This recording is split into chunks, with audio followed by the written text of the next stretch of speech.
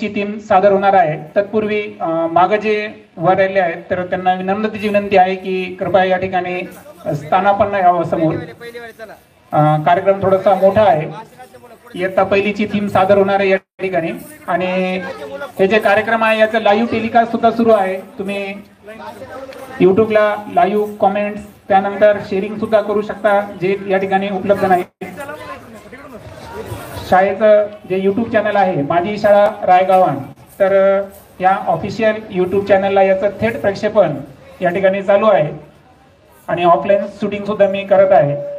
यानंतर इयत्ता पहिलीचा जो वर्ग आहे त्यांची एक आगळी वेगळी थीम या ठिकाणी हे विद्यार्थी आणि विद्यार्थिनी सादर करणार आहे आणि याला तुम्ही एक भाषण स्पर्धा म्हणू शकता. एक नॉलेज रिप्रेझेंटेशन की आपल्या शाळेचा हा जो वर्ग आहे तर हा नॉलेजच्या बाबतीत कशा पद्धतीने प्रगती करत आहे त्याचं एक सादरीकरण या छोट्याशा प्रयोगातून अभिनव प्रयोगातून या ठिकाणी रिप्रेझेंट करण्याचा आम्ही या ठिकाणी प्रयत्न करत आहोत.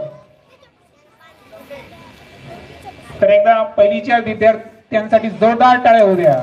अतिशय चांगली अशी तयारी त्यांनी केलेली आहे आणि लगेचच ते आपलं या ठिकाणी सादरीकरण चित्र आणि त्यांच्या शब्दांच्या माध्यमातून व्यक्त करणार आहेत.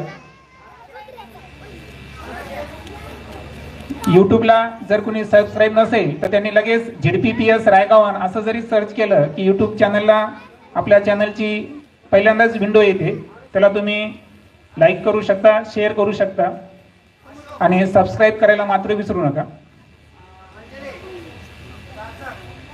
हे गीत झाल्याबरोबर ज्ञानेश्वरी मुंडेनं तयार राहायचं आहे. तिचं भाषण होणार आहे आणि त्यानंतर इयत्ता दुसरीच्या ज्या मुली आहेत स्कूल चले हम त्यांनी या ठिकाणी तयार राहायचं. ठीक आहे. अगोदर भाषण होईल ज्ञानेश्वरीचं आणि त्यानंतर दुसरीचे मुली स्कूल चले हम हे गीत या ठिकाणी सादर करतील. पुढचं सूत्र मी या ठिकाणी कानोटे सरांकडे देतो.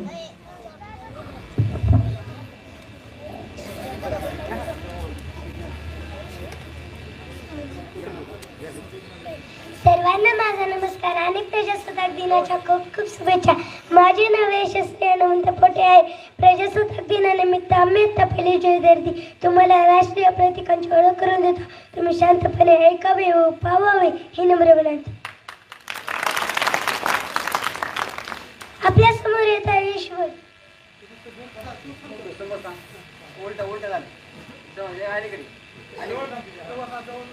सर्वांना माझा नमस्कार. माझे नाव ईश्वरी ददराव नवल आहे. भारताचा राष्ट्रीय प्राणी वाघ आहे.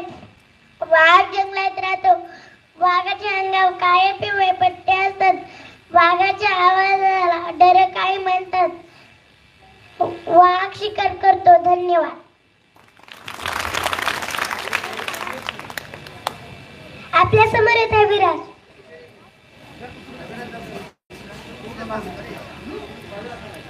आपल्या समोर येत आहे विराज कडपे. सर्वांना माझा नमस्कार. माझे नाव विराज नवनाथ कडपे आहे. भारताचा ध्वज तिरंगा आहे. ध्वज म्हणजे झेंडा होय. तिरंग्यात 3 रंग असतात. सर्वात वरचा रंग केशरी आहे. मधला रंग पांढरा आहे आणि खालचा रंग हिरवा आहे. पांढऱ्या रंगात अशोक चक्र आहे. धन्यवाद. आपल्या समोर येत आहे आर्यन नवल.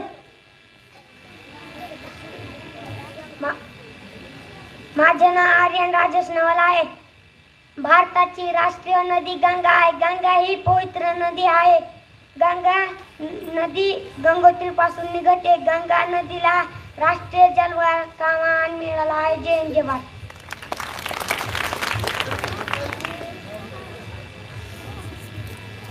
आपल्या समोर येत आहे सार्थक इंगळे. माझा नमस्कार. माझे नाव आहे सार्थक संतोष इंगळे. भारताची राष्ट्रीय मिठाई जिलेबी आहे. जिलेबी गोड असते. आपल्या समोर येत आहे रिया खरात. माझे नाव रिया सिद्धार्थ खरात आहे. भारताचे राष्ट्रगीत जनगण मन आहे. आपले राष्ट्रगीत रवींद्रनाथ टागोरांनी लिहिले आहे. राष्ट्रगीत 52 सेकंद गायले जाते. राष्ट्रगीत चालू असताना हालचाल करू नये. धन्यवाद. आपल्या समोर येत आहे सम्यक काकडे. माझे नाव सम्यक बालू आहे. भारताचे राष्ट्रीय उत्सव 2 आहेत आणि प्रजासत्ताक दिन 26 जानेवारी साजरा करतात आणि 15 स्वातंत्र्य दिन 15 ऑगस्टला साजरा करतात. धन्यवाद. आपल्या समोर येत आहे मोक्षा दानवत. माझे नाव मोक्षा दानकुशरोल आहे. भारताचे राष्ट्रीय फळ आंबा आहे. आंबा उन्हाळ्यात येतो.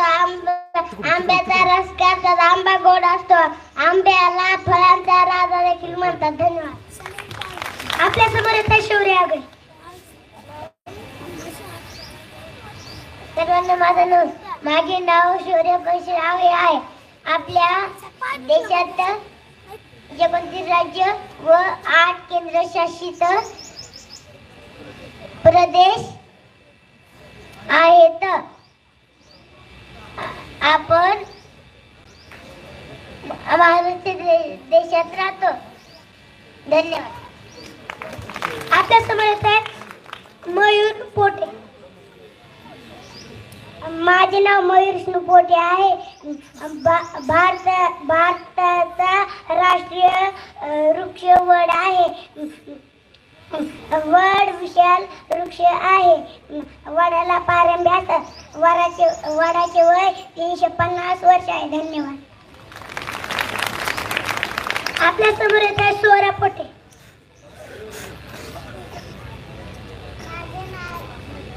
माझे नाव स्वरा गजानन पोटे आहे. आपल्या देशाची 5 नावे आहेत. आर्यभट्ट, 2 भारतवर्ष, 3 हिंदुस्थान, 4 भारत, 5 इंडिया. धन्यवाद.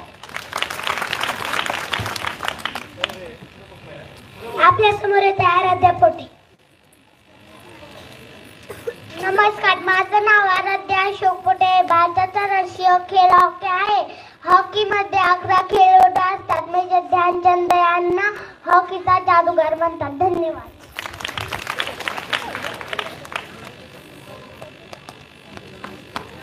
आपल्या समोर आहे प्रीतम गोमसे. माझे नाव प्रीतम गोमसे आहे. भारताचे राष्ट्रीय वाक्य सत्यमेव जयते आहे. याचा अर्थ सत्य नेहमी जिंकते. धन्यवाद. आपल्या समोर आहे यश पोटे. माझे नाव यश पोटे आहे.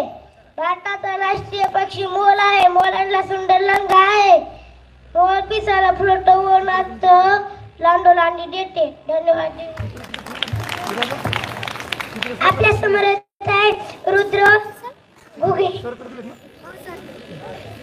माझे नाव रुद्र घुगे आहे. भारताचे चलन रुपया आहे. 1 रुपया 100 रुपये चालतात भारतासोबत. नेपाळ, पाकिस्तान, श्रीलंका, मॉरिशस या देशाचे चलन रुपया आहे. जय हिंद. आपल्या समोर आहे आरुषी पोटे. नमस्कार. माझे नाव आरुषी कुंडू पोटे आहे. भारताचे राष्ट्रपिता महात्मा गांधीजींना म्हणतात. महात्मा गांधीजींचे पूर्ण नाव मोहनदास करमचंद गांधी असे आहे. सर्वजण प्रेमाने त्यांना बापू म्हणतात. धन्यवाद. जय हिंद. जय भारत. आपल्या समोर येते अशोक पोटे. माझे नाव अशोक आदिम पोटे आहे. भारताची भाषा हिंदी आहे. आपल्या समोर येते अंजली कडपे.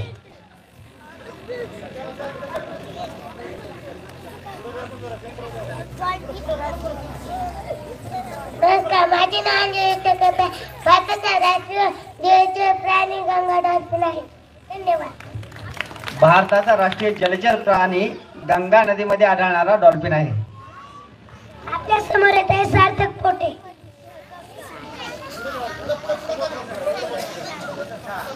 माझे नाव सार्थक गजानन पोटे आहे. भारताचं राष्ट्रीय फूल कमळ आहे. कमळ पाण्यात येतो. कमळाच्या बियाला कमळ करता म्हणतात. बियांपासून माडी तयार करतात.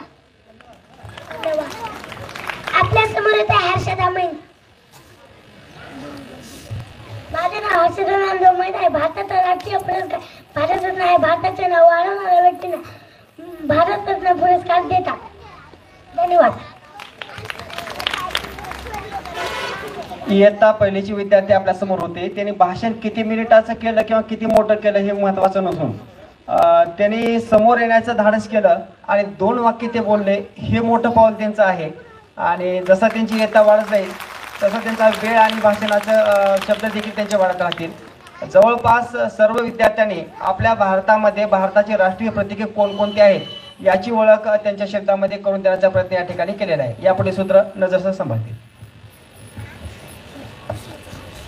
आणि खरंच पहिलीची जी थीम आहे ती अतिशय अशी एक सुपीक आणि एक नवनिर्मिती है ना, ज्याला क्रिएटिव्ह म्हणून अशा पद्धतीची थीम आहे. पुन्हा एकदा पहिलीसाठी जोरदार टाळ्या होऊया. आणि सूत्रसंचालन सुद्धा जे माझ्यापेक्षा व्यवस्थित केलं आहे पहा पहिलीच्या विद्यार्थिनीनं, तिच्यासाठी जोरदार टाळ्या. तर पहा, शाळा म्हणजे एक आठवण मनाच्या गाभाऱ्यात साठवलेली. शाळा म्हणजे एक अनुभव प्रत्येकाच्या आयुष्यात एकदा तरी येणारा. तर तत्पूर्वी ज्ञानेश्वरी